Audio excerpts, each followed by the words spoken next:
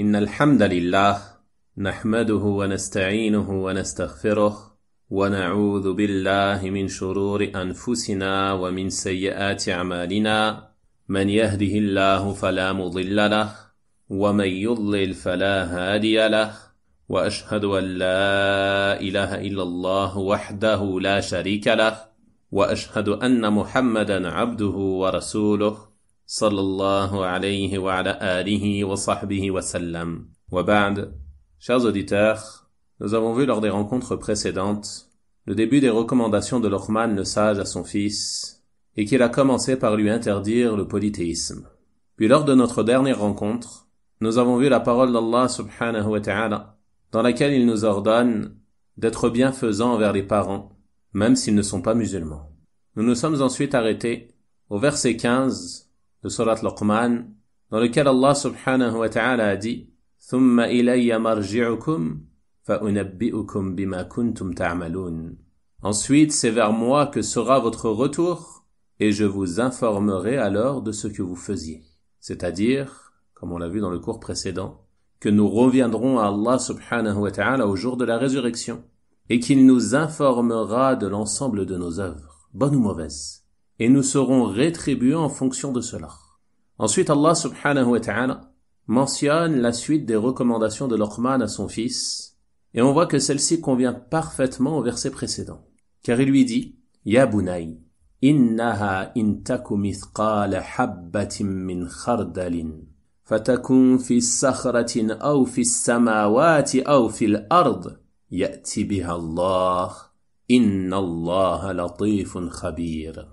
Ô mon enfant, même si elle est du poids d'un grain de moutarde, au fond d'un rocher, ou dans les cieux ou dans la terre, Allah la fera venir. Allah est bienveillant et parfaitement connaisseur. De quoi parle-t-il ici? Qu'est-ce qu'Allah fera venir? On trouve dans l'explication de ce verset que le fils de Luqman aurait interrogé son père au sujet de la mauvaise action, et qu'il lui aurait dit, « Ô mon père, si je fais une mauvaise action, à un endroit où personne ne me voit, comment Allah peut-il le savoir? » Ceci est une question à laquelle nombre de parents peuvent être confrontés. Et regardez ici la simplicité de la réponse de Luqman qui enseigne à son fils que la science d'Allah subhanahu wa ta'ala est parfaite et englobe toute chose. Ô mon enfant, même si elle est du poids d'un grain de moutarde, c'est-à-dire aussi petite soit cette mauvaise action, du poids d'une chose insignifiante, un grain de moutarde, un petit grain, et que celui-ci se trouve où? Au fond d'un rocher, ou dans les cieux, ou dans la terre, peu importe où il se trouve, Allah la fera venir. Allah est bienveillant et parfaitement connaisseur. On voit ici que Luqman souligne une fois de plus l'importance de la croyance, et l'importance d'inculquer aux enfants la croyance authentique dès leur plus jeune âge. En effet, ce qu'il a mentionné dans ce verset est lié directement à la science des noms et des attributs d'Allah subhanahu wa ta'ala. Et il incombe aux musulmans de savoir qu'Allah subhanahu wa ta'ala sait parfaitement toutes choses et que rien ne lui échappe. Il dit subhanahu wa ta'ala dans son noble livre فَإِنَّهُ يَعْلَمُ السِّرَّ وَأَخْفَى. Il connaît certes les secrets, même les plus cachés. Les secrets, on sait tous ce que cela désigne. Cela peut désigner les secrets que tu confies à certaines personnes, à des gens et ainsi de suite. Allah subhanahu wa ta'ala les sait. Mais qu'est-ce que désignent même les plus cachés? Les gens du tafsir ont dit qu'Allah subhanahu wa ta'ala sait ce que tu confies secrètement aux gens. Et même les plus cachés, c'est-à-dire même ce que tu caches secrètement en toi-même. Ce que tu penses et que tu ne prononces pas. Allah subhanahu wa ta'ala sait parfaitement ce à quoi tu penses à l'instant où tu y penses. Et même ce à quoi tu n'as pas encore pensé, Allah subhanahu wa ta'ala sait déjà que tu y penseras, alors que toi-même tu ne le sais pas. Il connaît certes les secrets même les plus cachés. Tu dois donc avoir conscience de la science parfaite d'Allah subhanahu wa ta'ala. Et tu dois inculquer cela à tes enfants. Car ceci fait partie des choses qui vont aider les enfants, et même tout musulman de manière générale, quel que soit son âge. Avoir conscience de cela sera un moyen te permettant de t'écarter de tout ce qui ne plaît pas à Allah subhanahu wa ta'ala parmi les péchés et les mauvaises actions. Lorsque tu penses à commettre un péché, tu te rappelles qu'Allah subhanahu wa ta'ala t'observe. Tu te rappelles qu'Allah subhanahu wa ta'ala te voit. Tu te rappelles qu'Allah subhanahu wa ta'ala t'entend. Tu te rappelles qu'Allah subhanahu wa ta'ala sait que tu penses à faire ce péché, car il sait ce qu'il y a en toi. Et ceci doit faire naître en toi de la pudeur à l'égard d'Allah subhanahu wa ta'ala. Car Allah subhanahu wa ta'ala t'a interdit ce péché. Tu dois donc avoir honte de faire ce péché devant Allah subhanahu wa ta'ala alors qu'il te l'a interdit. Et cette pudeur, elle te poussera à délaisser ce péché. Et si tu le délaisses pour Allah subhanahu wa ta'ala, recherchant l'agrément et la satisfaction d'Allah, alors Allah subhanahu wa ta'ala te récompensera pour cela. Il t'inscrira une bonne action complète en raison de ce péché auquel tu as pensé et que tu as délaissé, recherchant sa satisfaction. Comme il est venu dans le hadith. Il convient donc aux parents d'enseigner cela à leurs enfants, dès leur plus jeune âge, afin que les enfants s'habituent à être conscients qu'Allah subhanahu wa ta'ala les observe et sait parfaitement ce qu'ils font. Même lorsqu'ils sont seuls dans leur chambre, même lorsqu'ils ne sont pas avec leurs parents, même lorsqu'ils sont dehors, même lorsqu'il n'y a personne avec eux. Allah subhanahu wa ta'ala les voit. Beaucoup de parents tentent parfois de dissuader leurs enfants de commettre certains péchés ou certaines mauvaises actions en leur disant « Si je te surprends en train de faire telle ou telle chose, je te ferai ceci ou cela », en insistant seulement sur la sanction ou la punition ici-bas. Mais ceci n'est pas suffisant. Il est important, premièrement, que l'enfant apprenne qu'il doit délaisser les mauvaises actions, non pas seulement pour éviter une punition ici-bas, ou par peur de ses parents ou pour leur faire plaisir, mais qu'il apprenne à délaisser les mauvaises actions pour Allah subhanahu wa ta'ala, par peur du châtiment d'Allah subhanahu wa ta'ala, et par espoir de la récompense d'Allah subhanahu wa ta'ala. Et pour atteindre ce but, il faut qu'il ait conscience que même si ses parents ne le voient pas, et même si ses parents ne le surprennent pas, et même s'il est seul, il aura à rendre compte de ses actes et de ses paroles, car tout est noté à partir de sa puberté. Allah subhanahu wa ta'ala dit dans son noble livre « Am yahsabuna anna la nasma'u sirrahum wa najwahum, bala wa rusuluna ladayhim yaktubun » Pense-t-il que nous n'entendons pas leurs secrets ni leurs délibérations? Mais si, nos anges prennent note auprès d'eux. Tout est inscrit, tout est noté. Il dit subhanahu wa ta'ala wa inna alaykum lahafidhin kiraman katibin ya'lamuna ma taf'alun. Il y a certes des gardiens qui veillent sur vous, de nobles scribes qui savent ce que vous faites. Ils savent ce que vous faites et ils notent vos actions. Allah subhanahu wa ta'ala dit aussi وَلَقَدْ خَلَقْنَا الْإِنسَانَ وَنَعْلَمُ مَا تُوَسْوِسُ بِهِ نَفْسُهُ. Nous avons certes créé l'homme et nous savons ce que son âme lui suggère. Ses pensées, ce que son âme lui suggère. Allah subhanahu wa ta'ala le sait. وَنَحْنُ أَقْرَبُ إِلَيْهِ مِنْ حَبْلِ الْوَرِيدِ. Et nous sommes plus près de lui que sa veine jugulaire. إِذْ يَتَلَقَّى الْمُتَلَقِّيَانِ عَنِ الْيَمِينِ وَعَنِ الشِّمَالِ قَعِيدٌ. Quand les deux recueillants, assis à droite et à gauche, recueillent. مَا يَلْفِظُ مِنْ قَوْلٍ إِلَّا لَدَيْهِ رَقِيبٌ عَتِيدٌ. Il ne prononce pas une parole, tu ne prononces pas une parole, quelle qu'elle soit, sans avoir auprès de lui un observateur prêt à l'inscrire. Donc tout ce que tu dis et tout ce que tu fais est noté. Allah subhanahu wa ta'ala t'observe. Allah subhanahu wa ta'ala te voit. Allah subhanahu wa ta'ala a chargé de nobles scribes de te surveiller et de noter tous tes actes et toutes tes paroles. Tu dois donc prendre garde à ne pas être indifférent à cela. Ne pas te laisser tromper par le diable lorsque tu te retrouves seul, que les portes sont fermées, qu'il n'y a personne avec toi, et que le diable t'appelle au péché. Ne pense pas que ce péché passera inaperçu et que personne n'en aura connaissance. Rappelle-toi qu'Allah subhanahu wa ta'ala t'observe et qu'il a chargé ses anges de noter ces choses que tu fais ou que tu dis, même si tu es seul et qu'il n'y a personne avec toi. Délaisse donc ce péché que ton âme te suggère, espérant la récompense d'Allah subhanahu wa ta'ala. Après cette recommandation immense, dans laquelle Luqman mit en garde son fils contre le fait de désobéir à Allah subhanahu wa ta'ala, il lui adressa une autre recommandation qui elle aussi est d'une grande importance. Il lui dit Ya bunay, aqim as-salah, wa'mur bil ma'ruf, wanha 'anil munkar, واصبر على ما أصابك إن ذلك من عزم الأمور. Ô mon enfant, accomplis la prière, commande le convenable, interdis le blâmable et endure ce qui t'arrive avec patience.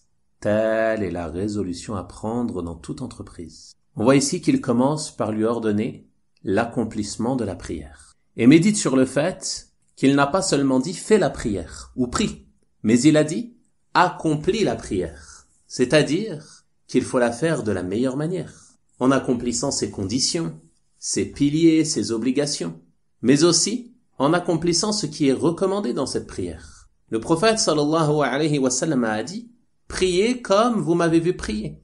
Tu dois donc t'appliquer à prendre pour modèle dans ta prière le messager d'Allah sallallahu alayhi wa sallam, afin de prier comme Allah subhanahu wa ta'ala a légiféré cette prière, à commencer par la purification, car Allah subhanahu wa ta'ala n'accepte une prière que de celui qui se purifie.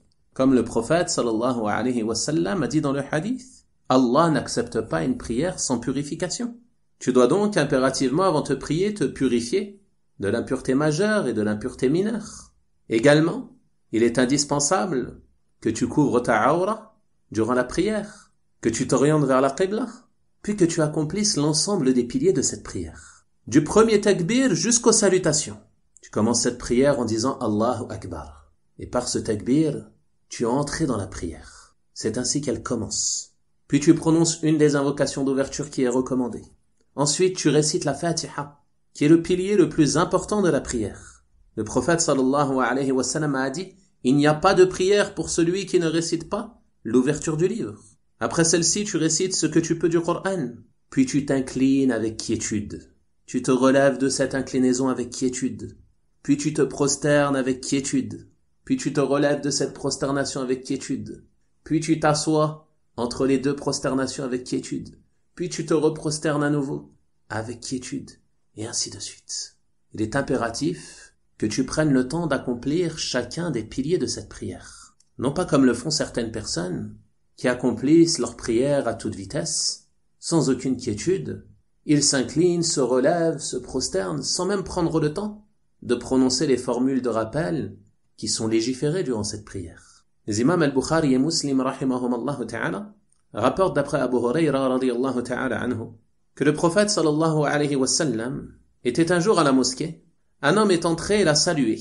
Le prophète sallallahu alayhi wa sallam lui a alors dit « Pars et va prier car tu n'as pas prié ». L'homme retourna donc prier, puis il revint au prophète sallallahu alayhi wa sallam et le prophète de lui dire « Pars et va prier car tu n'as pas prié ». Et il le refit une troisième fois. Alors, à la troisième reprise, l'homme lui dit « Par celui qui t'a envoyé avec la vérité, je ne sais pas faire autre que cela, alors enseigne-moi. Enseigne-moi comment prier. » Le prophète sallallahu alayhi wa sallam lui a alors dit « Lorsque tu te lèves pour prier, prononce le takbir, dis Allahu Akbar. Puis, récite ce que tu peux du Coran, à commencer par la Fatiha qui est un pilier. Puis incline-toi jusqu'à ce que tu sois incliné avec quiétude. Puis relève-toi jusqu'à ce que tu te redresses complètement. Il est impératif de te redresser complètement. Tu ne dois pas partir en prosternation alors que tu ne t'es pas réellement relevé. Puis prosterne-toi jusqu'à ce que tu sois prosterné avec quiétude. C'est-à-dire que tu te maintiens un instant immobile en prosternation, comme pour l'inclination. Puis relève-toi jusqu'à ce que tu sois assis avec quiétude. Tu te maintiens également dans cette assise entre les deux prosternations un instant immobile, le temps de prononcer les formules de rappel légiférées dans lesquelles tu implores le pardon d'Allah subhanahu wa ta'ala en disant « Rabbighfirli, Rabbighfirli » Oh mon Seigneur, pardonne-moi. Oh mon Seigneur, pardonne-moi. Tu dois prendre le temps de prononcer cette parole. Ensuite, le prophète sallallahu alayhi wa sallam lui dit « Et fais cela dans l'ensemble de ta prière. » On voit à travers cela l'importance de la quiétude dans la prière et de ne pas se précipiter dans celle-ci, car tel est l'accomplissement de la prière. Celui qui prie à toute vitesse, sans aucune quiétude, qui ne se maintient pas immobile en inclination, en prosternation et ainsi de suite, celui-ci il n'a pas accompli sa prière. Il se peut même que sa prière ne soit pas valide, wal-'iyadhu billah. Tu dois donc prendre le temps dans chaque mouvement de ta prière et en plus de cela, tu dois faire preuve d'humilité, te concentrer durant cette prière, te rappeler de l'immensité d'Allah subhanahu wa ta'ala. afin de faire partie de ceux qui réussissent. Comme Allah subhanahu wa ta'ala dit dans son livre, قَدْ أَفْلَحَ الْمُؤْمِنُونَ. Les croyants ont certes réussi, ont certes obtenu le succès. Qui sont-ils? Médite sur la première des caractéristiques qu'elle a mentionnées. الَّذِينَ هُمْ فِي صَلَاتِهِمْ خَاشِعُونَ. Ceux qui font preuve d'humilité dans leur prière. Donc quel khushu', l'humilité ou la concentration, c'est la finalité de la prière. C'est son objectif, que tu sois conscient de l'immensité d'Allah subhanahu wa ta'ala, que tu médites sur les versets que tu récites, que tu comprennes les paroles que tu prononces. La prière, ce n'est pas simplement des gestes, mais il ne faut pas négliger ce côté spirituel qui est l'essence même de la prière. Lorsque tu pries, tu dois oublier tout ce qui pourrait te préoccuper. Tu dis Allahu Akbar, Allah est le plus grand, il est plus grand que tout, il est plus grand que toutes tes préoccupations. Donc concentre-toi sur cette prière que tu accomplis pour Allah subhanahu wa ta'ala. Oublie ce bas monde, oublie l'argent, oublie tes proches, oublie tes problèmes, oublie tes soucis, oublie tout. Et concentre-toi sur l'immensité d'Allah subhanahu wa ta'ala et sur ces versets que tu récites et ces formules de rappel que tu prononces. C'est ainsi que ta prière fera augmenter ta foi. Et tu profiteras réellement de cette prière. Car celui qui n'est pas concentré, qui ne sait pas ce qu'il dit, qui ne sait pas ce qu'il fait, qui se prosterne et s'incline à toute vitesse, alors celui-ci, il ne profite pas de la prière. Dans beaucoup de cas, il se peut même qu'il soit comme celui qui n'a pas prié. Donc si tu ressens un manque de khushu' dans ta prière, tu dois savoir que ceci est la conséquence du détournement de ton cœur, ou du fait que tu es distrait en prière. Donc, lorsque tu entres en prière, tu dois t'y appliquer avec ton cœur. Tu dois te rappeler que tu te tiens debout devant Allah subhanahu wa ta'ala, Seigneur de l'univers. Tu dois donc te concentrer et te recueillir dans cette prière. Méditer sur les versets du livre d'Allah subhanahu wa ta'ala que tu récites. Méditer sur l'ensemble des paroles que tu prononces parmi les formules de rappel, comme invocation ou évocation, et ce du début à la fin de ta prière. Lorsque tu accomplis tes inclinations, tes prosternations, tu dois les faire avec humilité et présence du cœur. Et tu dois prendre garde à toute pensée qui peut te traverser l'esprit et qui pourrait te distraire. Que ce soit tes préoccupations familiales ou tes préoccupations professionnelles ou autres. Tu dois rejeter ces pensées et te concentrer pleinement sur ta prière en repoussant toutes les suggestions qui te surviennent et qui pourraient t'en détourner. Car tout ce qui peut te préoccuper parmi les affaires mondaines n'est d'aucune importance en comparaison à ta prière. Car la vie d'ici-bas est éphémère. Chacun d'entre nous la quittera tôt ou tard. Tandis que la vie de l'au-delà, c'est une vie éternelle. Et ta prière, elle fait partie des œuvres pieuses qui seront une cause de ton salut dans l'au-delà. Tu dois donc te concentrer dans celle-ci en craignant le châtiment d'Allah subhanahu wa ta'ala et espérant sa récompense qui est immense pour ceux qui font leur prière comme Allah subhanahu wa ta'ala l'a légiféré. Si tu fais cela, que tu as conscience de la grandeur et de l'immensité d'Allah subhanahu wa ta'ala lorsque tu pries, et que tu t'appliques dans chacune des paroles que tu prononces et chacun des actes que tu accomplis, alors tu pourras espérer profiter de cette prière, bi'idhnillahi ta'ala. Car même si la prière d'un cœur distrait est valide, sa récompense est moindre, car chacun d'entre nous est récompensé en fonction de ce que son cœur perçoit de cette prière. Ceci est donc le sens de accomplis la prière. Que tu pries comme le messager d'Allah sallallahu alayhi wa sallam priait. Tu ne pries pas comme tu le veux, comme tu l'entends, ou comme le madhab d'un tel ou d'un tel, mais tu pries comme le messager d'Allah sallallahu alayhi wa sallam l'a ordonné. Priez comme vous m'avez vu prier. Et pour ce faire, tu te dois d'apprendre les règles liées à la prière, afin de pouvoir l'accomplir de la meilleure manière, bi'idhnillahi ta'ala.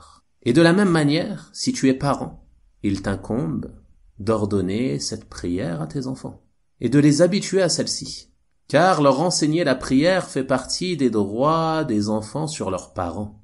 Et cela fait partie des choses qu'Allah subhanahu wa ta'ala nous a ordonnées. Il dit subhanahu wa ta'ala dans son noble livre, وَأْمُرْ أَهْلَكَ بِالصَّلَاةِ وَاسْتَبِرْ عَلَيْهَا. Et commande à ta famille la prière, et fais-la avec persévérance. Et nous avons pour modèle en cela l'exemple des messagers avec leur famille, Allah subhanahu wa ta'ala dit au sujet de son prophète Ismaïl, alayhi salam, وَكَانَ يَأْمُرُ أَهْلَهُ بِالصَّلَاةِ وَالزَّكَاةِ وَكَانَ عِنْدَ رَبِّهِ مَرْضِيًّا. Et il commandait à sa famille la prière, la zakat, et il était agréé auprès de son Seigneur. Et Allah subhanahu wa ta'ala a dit au sujet de son prophète Ibrahim alayhi salam qu'il l'invoquait en disant Rabbi ij'alni muqima as-salah wa min dhurriyyati Rabbana wa taqabbal du'a. Ô mon Seigneur, fais que j'accomplisse assidûment la prière. Est-ce qu'il s'est contenté d'invoquer pour lui-même? Il dit ainsi qu'une partie de ma descendance et exauce mon invocation ô notre Seigneur. On voit donc qu'il fait partie de l'habitude des pieux avec leurs enfants de leur ordonner l'accomplissement de la prière et de ne pas négliger cela. Comme Luqman le fait ici en disant à son fils Ya bunay aqim as-salah, ô mon enfant, accomplis la prière. Et le messager d'Allah sallallahu alayhi wa sallam a ordonné aux parents ou aux responsables des enfants de les habituer à la prière dès leur plus jeune âge. Car la prière est le pilier de l'islam le plus important après les 2 attestations de foi. Le prophète sallallahu alayhi wa sallam a dit ordonnez à vos enfants la prière lorsqu'ils ont 7 ans et frappez-les pour celle-ci lorsqu'ils ont 10 ans et séparez entre eux dans les lits. Ibn Hajar rahimahullah ta'ala a dit les enfants n'ont pas de responsabilité religieuse. L'obligation ne leur est donc pas adressée, mais il est demandé à leurs responsables de leur enseigner cela. Médite sur cette parole. Les enfants n'ont pas de responsabilité religieuse. C'est-à-dire que l'enfant, tant qu'il n'est pas pubère, s'il ne prie pas, il n'a pas de péché. Mais l'obligation, elle est pour qui? Elle est pour ses parents. C'est eux qui seront dans le péché s'ils délaissent le fait d'ordonner à leurs enfants la prière. Beaucoup de parents sont négligents à ce sujet. Ils disent, il est petit, il a le temps, la plume est levée. La plume, elle est levée pour lui, mais elle n'est pas levée pour toi. Toi, si tu ne lui ordonnes pas la prière, tu manques à son droit. Tu es malfaisant envers ton enfant si tu ne lui ordonnes pas la prière à partir de 7 ans. Al-Hafiz al-Nawawi rahimahullah ta'ala a dit, Al-Shafi'i a dit, il incombe aux pères et aux mères d'éduquer leurs enfants et de leur renseigner la purification et la prière. La purification et la prière. Tu dois leur enseigner les deux. C'est pas simplement tu dois lui dire prie, mais tu dois lui enseigner les règles des ablutions, les règles de la prière, ainsi de suite. Il dit donc, il incombe aux pères et aux mères d'éduquer leurs enfants et de leur enseigner la purification et la prière, et de les frapper pour celle-ci lorsqu'ils raisonnent, c'est-à-dire comme il est venu dans le hadith à l'âge de 10 ans. An-Nawawi rahimahullah ta'ala dit ensuite, nos compères ont dit, et son responsable lui ordonne d'assister aux prières en commun, et avec le siwak, ainsi que tous les rites religieux. Et il lui fait prendre connaissance de l'interdiction, de la fornication, du crime du peuple de l'hôte, de l'alcool, du mensonge, de la médisance et ce qui y ressemble. Ceci sont les paroles des savants de l'islam au sujet de l'éducation des enfants. Son responsable lui ordonne d'assister aux prières en commun en ce qui concerne le garçon. Et avec le siwak, c'est-à-dire qu'il ne se contente pas de lui ordonner la prière, sans lui enseigner la perfection dans celle-ci. Il lui enseigne ce qui est obligatoire, ses piliers, ses obligations, ses conditions, mais aussi ce qui est recommandé. Et il dit ainsi que tous les rites religieux, c'est-à-dire qu'à partir de 7 ans, l'enfant, on lui ordonne tous les rites religieux qui incombent à l'adulte, afin qu'il s'habitue à cela. Et on lui interdit les péchés. On lui fait prendre connaissance de l'interdiction des grands péchés, ainsi de suite. Et de la même manière, il incombe au responsable de l'enfant de s'enquérir à son sujet, de l'interroger afin de savoir s'il a accompli la prière ou non. Si la réponse est oui, qu'il a bien accompli sa prière, tu dois l'encourager en cela, afin qu'il continue sur cette voie. Et si la réponse est non, alors tu dois l'exhorter, le mettre en garde et l'effrayer afin qu'il ne s'habitue pas à délaisser sa prière ou la négliger. Ibn Abbas radiyallahu ta'ala anhuma a dit, j'ai passé la nuit chez ma tante Maïmouna, et le messager d'Allah sallallahu alayhi wa sallam est arrivé et a dit, l'enfant a-t-il prié, en parlant d'Ibn Abbas qui était enfant? Ils lui dirent oui. Il s'est alors couché jusqu'à ce que passe de la nuit ce qu'Allah voulut. Puis il se leva, fit les ablutions et accomplit 7 ou 5 unités de prière. Donc on voit à travers ce hadith que la première chose par laquelle a commencé le messager d'Allah sallallahu alayhi wa sallam lorsqu'il entra dans la maison, fut d'interroger sa famille afin de savoir si l'enfant avait prié. Ceci te montre l'importance de cet ordre. Aujourd'hui, beaucoup de pères, ils négligent cela. Ils rentrent, et la première chose de laquelle ils se soucient, c'est de savoir, par exemple, ce qu'il y a à manger, ou autre chose semblable qui sont insignifiantes. Et ils ne se soucient pas de savoir est-ce que ces enfants ont prié ou non. Il se peut même que ces enfants soient absents, qu'ils soient en train d'errer dans les rues, wal-'iyadhu billah. Et ceci est un grand manquement et un grand laxisme au sujet duquel ils auront des comptes à rendre au jour de la résurrection. Ce n'est pas comme cela qu'agissaient nos pieux prédécesseurs, rahimahumullah ta'ala. Nombreux sont ceux qui disent « je suis la voie des pieux prédécesseurs ». Mais tu penses que la voie des pieux prédécesseurs, c'est laisser pousser une barbe et porter un qamis? Tu penses que c'est seulement cela la voie des pieux prédécesseurs? Nos pieux prédécesseurs, rahimahumullah ta'ala, ils veillaient à ordonner aux enfants la prière. Ils les sanctionnaient en cas de négligence ou de délaissement. Ils les corrigeaient s'ils la retardaient ou manquaient la prière en commun. On parle de la prière en commun ici, on ne parle pas de la prière seulement, mais de la prière en commun.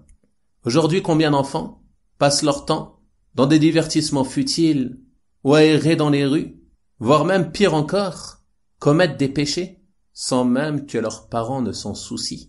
Wallahu al-musta'an. Donc il fait partie des choses les plus importantes que les parents doivent enseigner à leurs enfants. Après l'enseignement de la croyance authentique, le fait de leur ordonner d'accomplir la prière, en leur expliquant les règles de cette prière, sa description, ses piliers, ses conditions, ses obligations, leur enseigner la manière de faire ses ablutions, la façon dont priait le prophète sallallahu alayhi wa sallam, et ainsi de suite. Et une des meilleures manières de réaliser cela est que les parents accomplissent eux-mêmes déjà ces choses à la perfection, qu'ils accomplissent leur prière comme il se doit, qu'ils soient assidus à cette prière et qu'ils ne la négligent pas. Ils seront ainsi des modèles de bien pour leurs enfants, bi'idhnillahi ta'ala. Mais si les parents sont ignorants, qu'ils ne connaissent pas la manière correcte de prier, qu'ils ne connaissent pas la manière correcte de faire ces ablutions, qu'ils ne sont pas assidus à leurs prières, qu'ils les négligent, les font sortir de leur temps, comment vont-ils pouvoir être des modèles pour leurs enfants, wallah al-musta'an? Donc chacun d'entre nous doit se remettre en question à ce sujet et revoir ses priorités et savoir que la chose la plus capitale qu'il y a pour nous ici-bas, c'est notre religion. Car c'est de celle-ci que dépend notre bonheur, ici-bas et dans l'au-delà. Ensuite, Luqman ordonna à son fils de commander le convenable et d'interdire le blâmable, et on reviendra sur cette recommandation lors de notre prochaine rencontre, incha'Allah ta'ala. On va donc s'arrêter là pour aujourd'hui. Wa sallallahu wa sallama wa barak ala nabiyyina Muhammad wa ala alihi wa sahabatihi ajma'in walhamdulillahi rabbil alamin wa barakallahu fikum.